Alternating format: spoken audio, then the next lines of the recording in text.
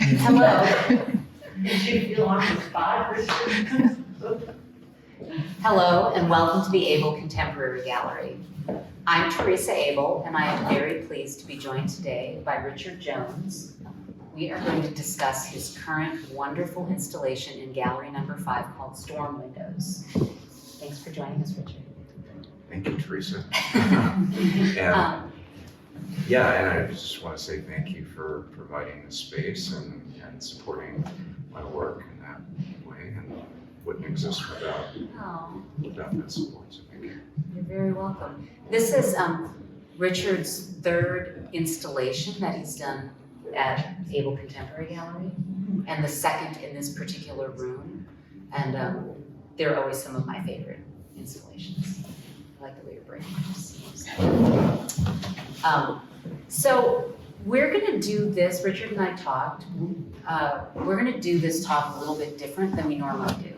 So some of you have seen the show already, and Richard really isn't terribly interested in talking about how he made it, all those kinds of technical things. We wanna talk about concepts and ideas, and we wanna start by, for those of you who've gone into the space or experienced in any way, we actually want some feedback from you to start with instead of waiting for the Q&A at the end. And we'd like to get some impressions of what you think the piece is about.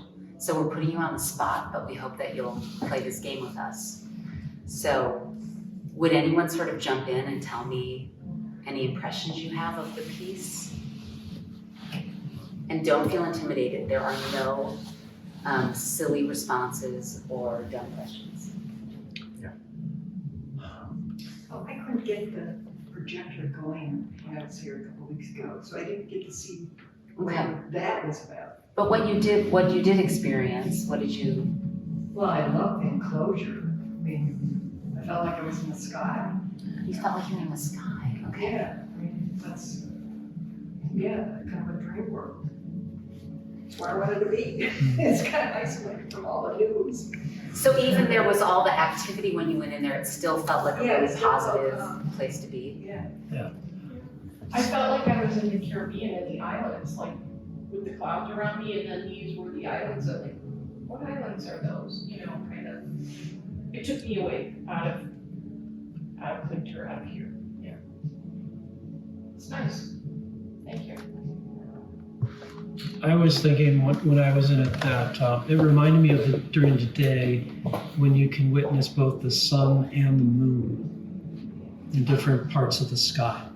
Because I think the ceiling is representing the moon with the silver leaf, but it's always a fascination for me to experience that. And because why? It reminds you that you're living on a planet. Yeah, really, and that things are constantly in motion, right? And we're all in motion, and we all have our busy lives, and just to take a break and look up and witness that is very pleasurable. So for people watching this recording later, or for people who walked in and haven't had a chance to go into the space, when you walk inside, there's a motion sensor that triggers fans, which blow the windows around and actually kind of causes a lot of noise. So you might think you're in a storm or in the Caribbean. And then there's a projector, and it projects at some point, the sun comes out through the windows. So just so you know that's what happens when you're in there. And I felt kind of scared when I saw the video online. I didn't understand what was going on with the noise. And first, I thought he was videotaping, and then somebody came to vacuum or clean the floor. Because you didn't see the fan. I didn't pull it together. Wow, that's interesting. So I'm like, oh no, he's gonna have to redo that. Jen? I was thinking that I felt kind of scared, like a little bit disturbed by the noise, and like I was caught in a storm. It felt a little unsettling. Yeah. And then I kind of thought that it was a statement about climate, weather that's unpredictable. That's sort of how I took the piece itself. The unpredictability of what's going on right now that we could be kind of like that whole, this, I could be totally taken out with this little structure in a second. That's sort of how I felt about it. This might be a good place for you to jump in. Do you want to, say anything? Hey, well, I don't know, is anybody else? I would throw in that I'm in the same ballpark of how unsettling and disturbing it was to go in there.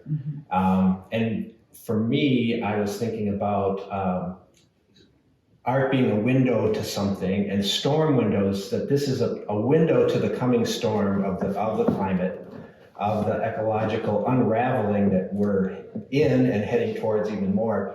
And that the black, initially I thought I really loved as like coral or archipelagos or something, but now I think it's the distressing human toxicity that's coming into our storm, that is causing the storm. And I sort of, I don't know, that's what my latest feel on it, something like that.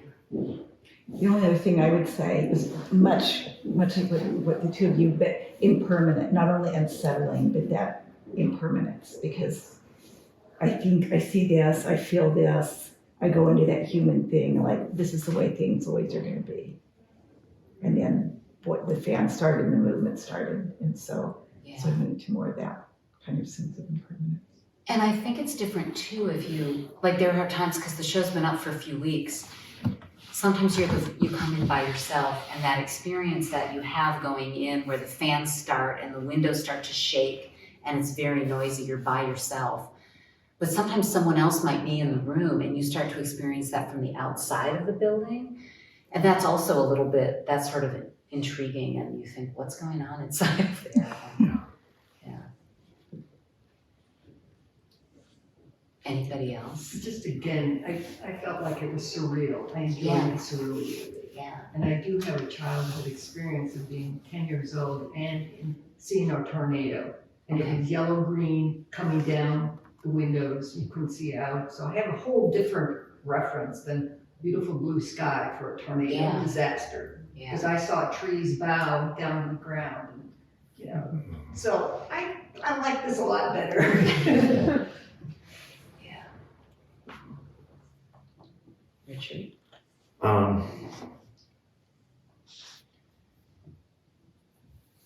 I don't think I would like to share a little bit of like, maybe people are curious about how this came about. And I can shed some light on my creative process. I'm not going to tell you what it's a statement about or what I intended, because I actually don't think those things are accurate or relevant, those kinds of statements. That, like, if I say this is a statement about whatever, climate change or the beauty of skies that we mostly ignore, that all of those, any kind of statement I can make like that would obscure a lot of things that you might experience and are completely valid and actually are a legitimate part of the piece, of what it means. And as an artist who creates something, what I feel my most successful work does that not only for other people, but for myself, so that when I go back and look at something, I realize it reveals things to me about what it means, not whether I successfully imbued it with this meaning or statement. So I think, as opposed to writing a scientific description or a polemical essay, that art has this capacity to tap into our unconscious, our collective unconscious, in a way that's really interesting, both for the creator and the viewer. So in order to kind of give you a picture of like the chaos of, or the kind of the thoughts that were rattling around in my head when I was making this, wrote a kind of a stream of consciousness piece the other night thinking about this. And in a more poetic way, I think it, not that I would call this poetry, but I don't claim to be a poet, but it may give you some sense of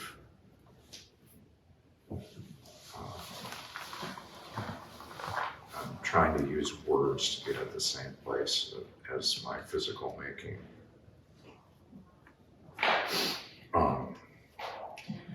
There's a great black snake circling our house now, a winged serpent, a worm, as it was named in England of old, sprung from a well deep, dug too deep by men greedy for both kinds of power. A friend in high school told me that when God threw Satan down the tunnel of hell, it was so deep the forsaken angel forgot to use his wings. Bill knew something of suffering, his mind twisted by LSD, in and out of Dorothea Dix Hospital, where they say James Taylor wrote Fire and Rain. 2 summers ago, I stood in a group of people on the shore of Lake Superior, listening to a tale of what happened around here long ago, about a great battle between a thunderbird and a black snake. But that's not my tale to tell. And besides, I couldn't smoke that 1,500-year-old effigy unearthed to bring its prophecy once more, due to a plague stalking all the lands. It was just a tap on the shoulder, a wake-up call. Bit by bit and molecule by molecule, this twisting, swirling, choking worm was birthed year by year, taking its free ride on that great growth myth that built this modern house. Now it strangles our skies and will. See it blowing smoke and yelling, "I'll huff and I'll puff and I'll blow your house down." But no bricks around here. Turns out all our houses are made of glass. We look out our windows and there are oh so many still representing halcyon days. But they're rattling, banging. Where's that wind coming from? Certainly a storm is blowing from paradise. The sinner will not hold. We would like to stay and repair the damage, but the snake we've mistaken for an angel of history, and it's saddled, and we can't refuse one last glorious ride. It was asked, how will we survive these times? And the answer came from an island in the middle of Turtle Island. Everything you need is all around you.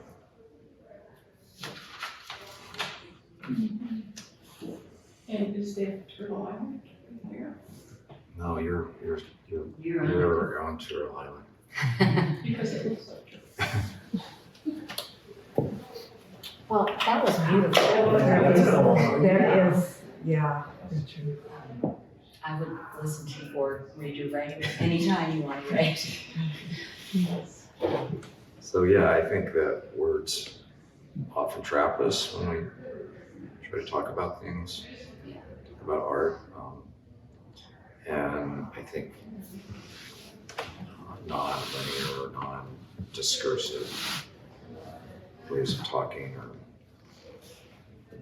I find often more appropriate for approaching what meaning can be.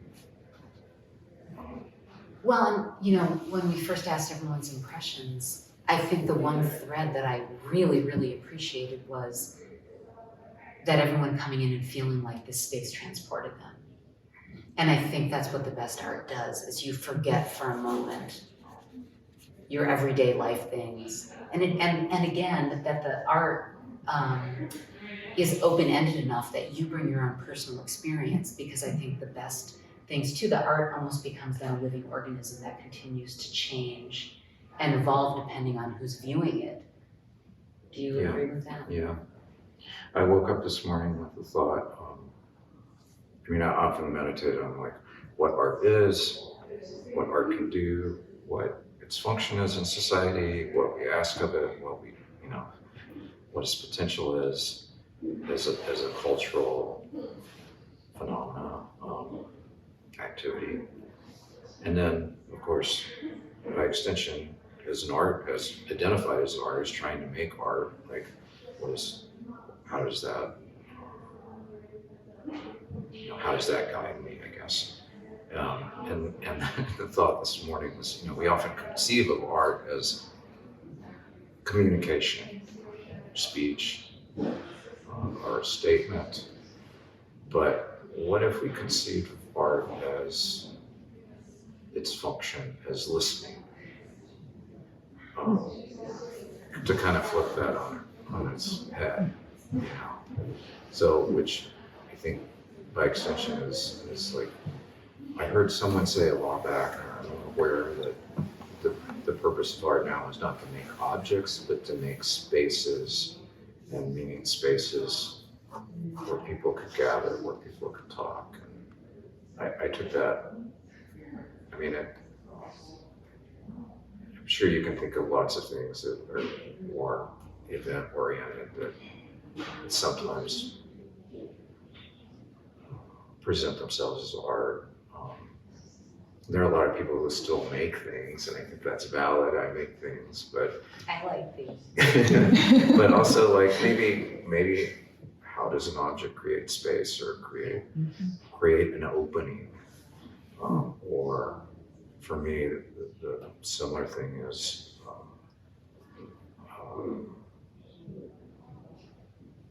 I think art can be a question. There's a beautiful quote in Elie Wiesel's book Night about the Holocaust, where he's talking about a rabbi that he met when he was young, who became a mentor, and the rabbi says, there are questions that have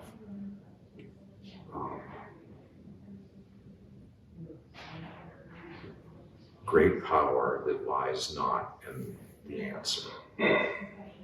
So I think in our culture we want answers all the time. We conceive of things as problems that have a solution.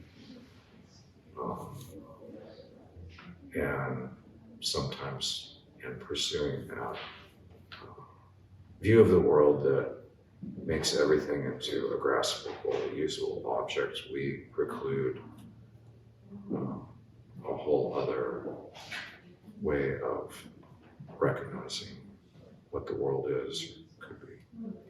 Do you think those concepts about art are specific to this time that we're living in? Do you think it's changed, whether the purpose of objects or the purpose of creating space, whether art is an open-ended question or tells us something?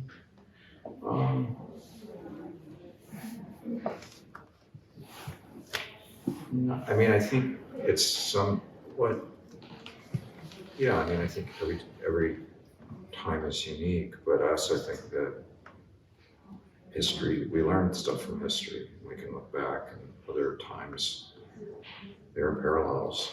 If you're a student of history, there are things that can be learned.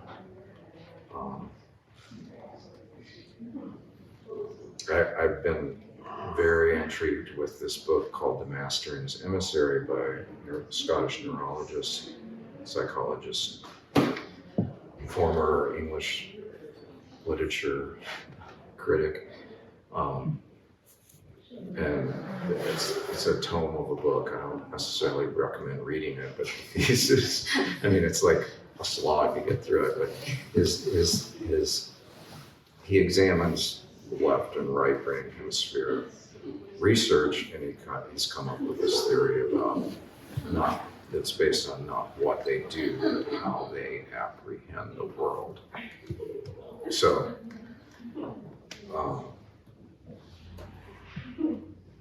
And then he traces that onto the Western history of Western civilization, which Oh, is that all? yeah, which is kind of like a major task, and some of it I think kind of falls apart.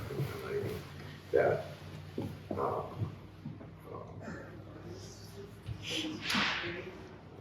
it's a little bit specific to his background as an English lit person, but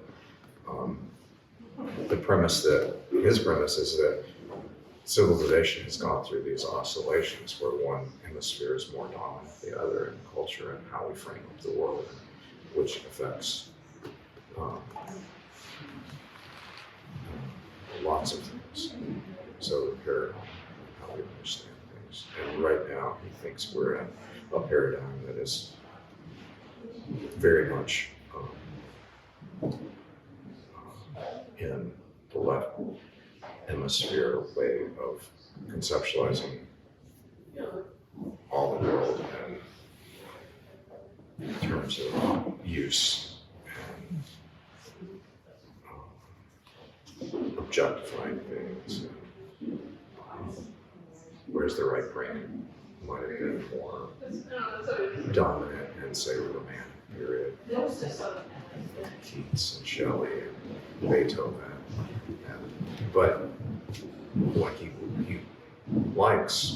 thinks as a balanced, healthy society would be where we honor and use both sides, but that the right brain has somewhat of a final say, if you will. Okay. So it's an interesting premise, and it's given me a tremendous, it's one of those books where like,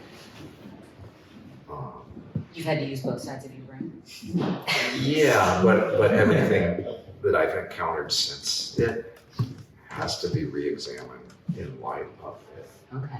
So I'm always like going, well, I'm reading this book by a Aboriginal Australian, his thoughts about the world, and then I'm like overlaying it onto Gilchrist's theories and seeing how they hold up, or contemporary stuff that I read about what's going on in society. So I think it's a little esoteric to talk about, but it's a different way of viewing that history. Right. It's long Yeah. answered. Yeah. So the one thing I'm thinking about is we have entirely, well, when we were talking with the audience, we were focused on the building. Yeah. But there's not just a building in this show. Yeah. So, did any of you all think about the pieces on the walls? And did those things seem related to this piece? I'm gonna, again, open it up to all of you to sort of comment about what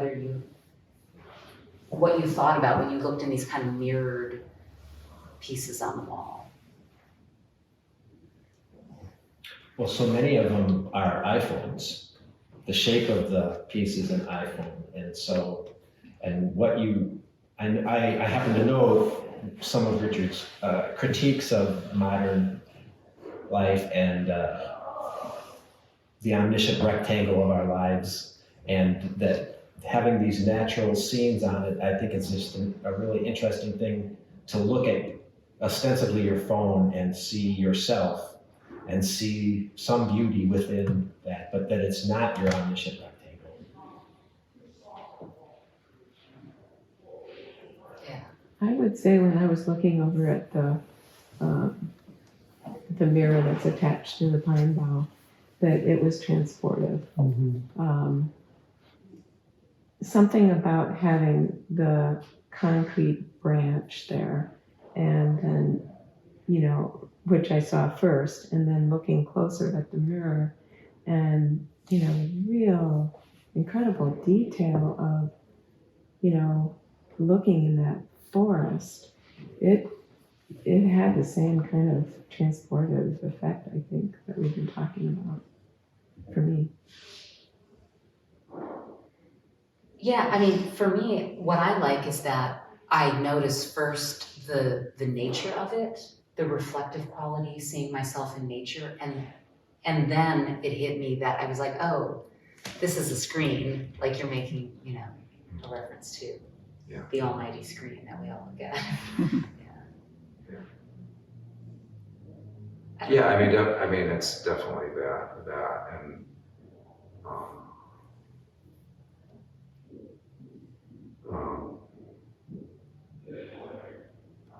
you know, read some critics of modernity, and they talk about the shadow and the shine. We often, you know,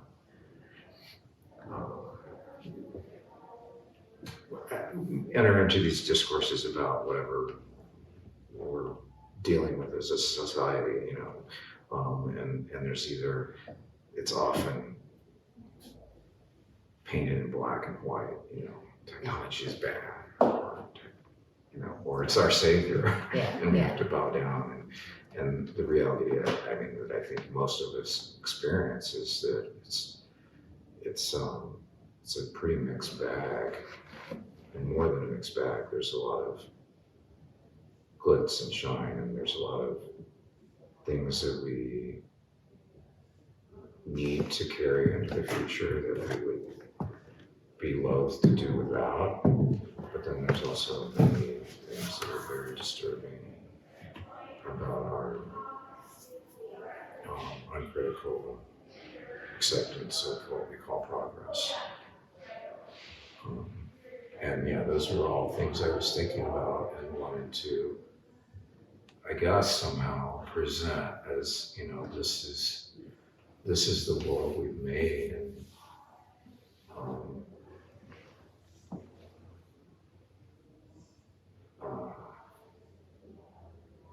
yeah, so.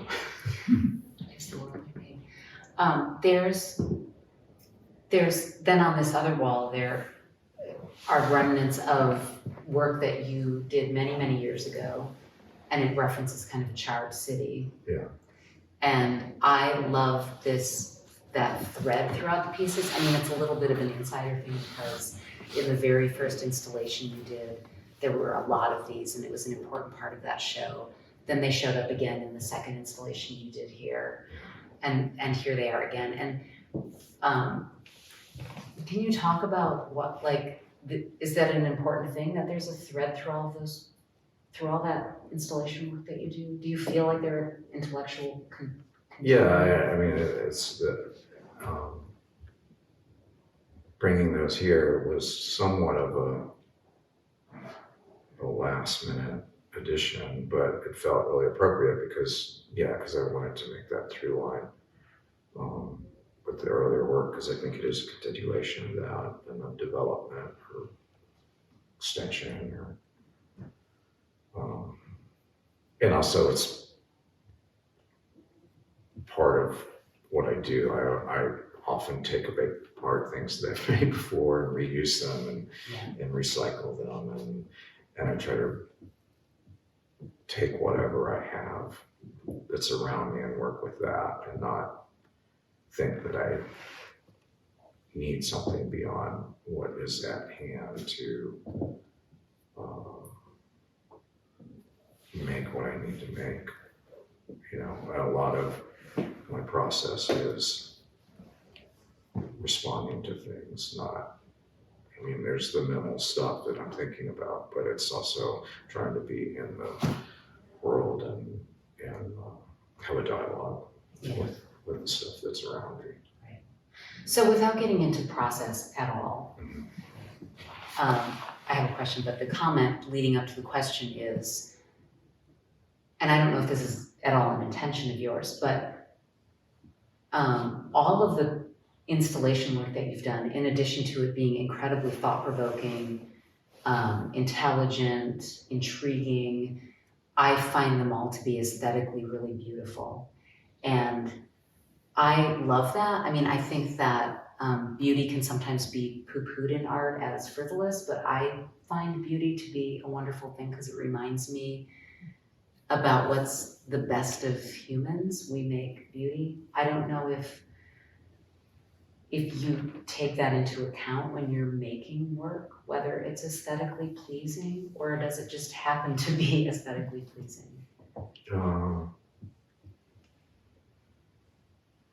Well, I think it's part and parcel. I don't think I can separate it out from being an artist. Like, I think,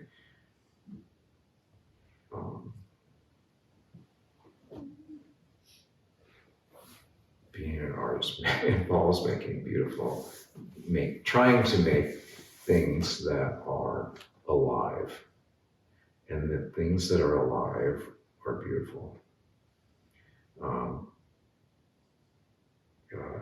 John O'Donoghue, the Irish poet, former priest, wrote a whole book about beauty. And someone asked him, like, I heard an interview with him, Krista Tippett, and talking about what is beauty. And he says, like, the face of someone you love, that's beauty. Yeah. You know, and I think art can only try to approach that. It tries to represent that, but if it points us back to that inanimate world, the living world, then I think it's achieved some success. Well, you have achieved success. Does anyone else, as we're ending this conversation, want to have any comments or input or questions or anything? Just because I thought of you last night as I'm watching the movie, All the Light One Cannot See. They have lots of little buildings like this for a blind child so she can feel her way through the city. And it is just great knowing that this child is feeling her way and all the light you cannot see is there. So here we have. I saw that movie. Yeah, it was just like, wow. It really works. Yeah, I didn't realize they'd made that into a movie. The Yeah, book it's was on Netflix It's right good, now. it's wonderful, but Yeah. yeah, it's a great. Yeah. Any other comments or questions? Yeah, we talked about bringing some of these pieces back and recycling them. Do you think every time you show them in a different setting or different iteration that the dialogue changes between the original concept, or is it's just more becoming more focused, or? That's something I'll have to think about. Yeah. Because as Theresa mentioned, the first show that you had in the old cooler was this big city structure that, when I saw it, reminded me of like 19th century London, for whatever reason. And Well, some of them, that one in particular Yeah. was modeled after Manchester.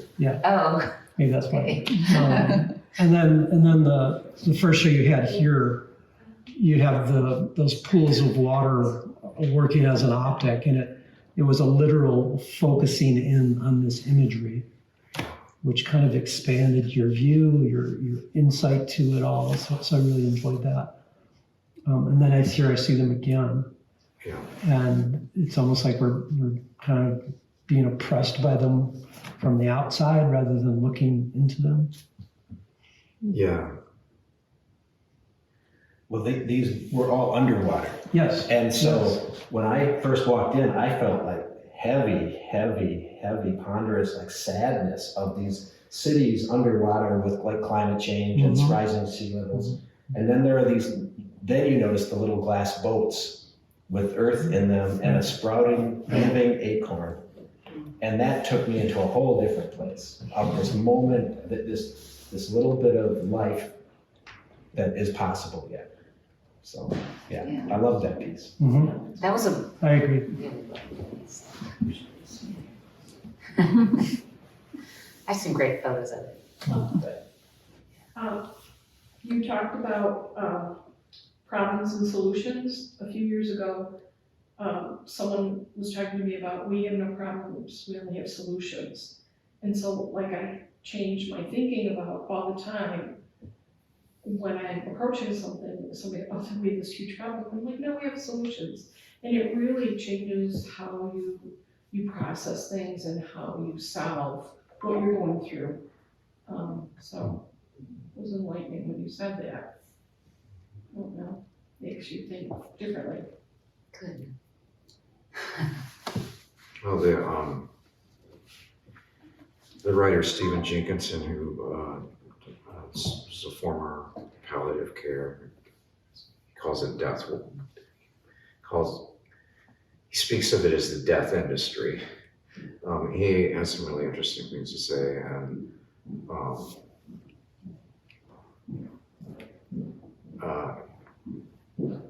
you know, when we think about death, we don't think about it as a problem that needs to be solved, if we're really honest. But I think the way that the medical establishment has evolved is just that, is that it's framed up as a problem that needs a solution. And I think that's maybe a better example of kind of what I was trying to point out. That there are certain things that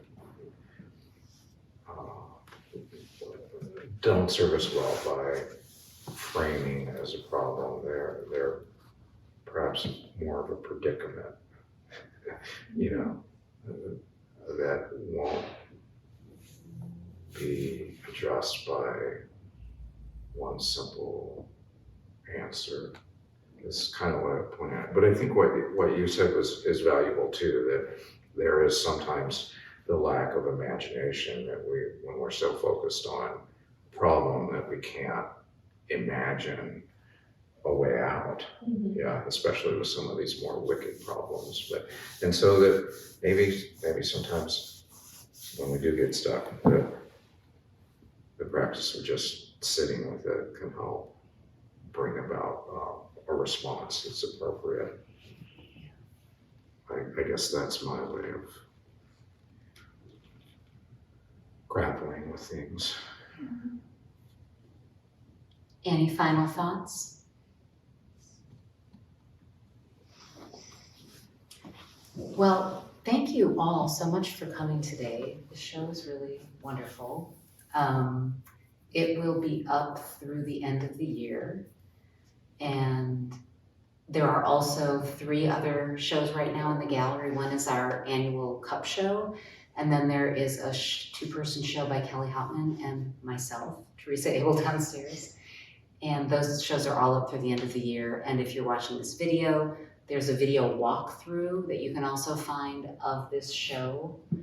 But if you can see it in person, do come and see it. It's really marvelous. Thank you. Thank you, Richard.